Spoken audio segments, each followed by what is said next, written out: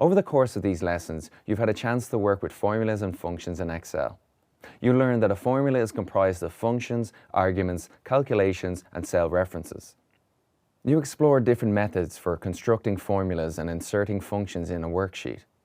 And you had the opportunity to start applying formulas and functions in a practical way.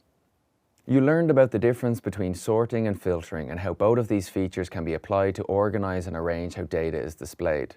You saw how sorting can be used to arrange data in a worksheet, for example in alphabetical, numerical, or date order.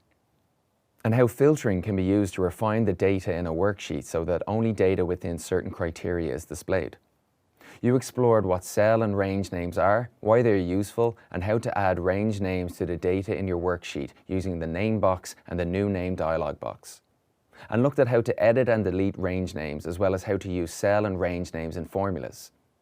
You discovered that Excel also has a wide range of specialized functions that can be used to perform complex operations on data for a variety of different purposes. You explored some of the specialized function categories, the syntax that defines them, and how they can be applied to manipulate and control data. You learned how to use text functions with various operations to manage, refine, and extract text data. And looked at functions that enable you to trim, join, and transpose text values in a worksheet, as well as change the case of text.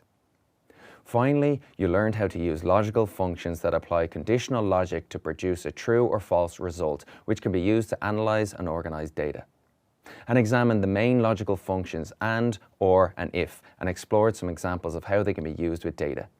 So there you have it. You're on your way to mastering functions in Excel. Great work. And there's so much more for you to learn about Excel.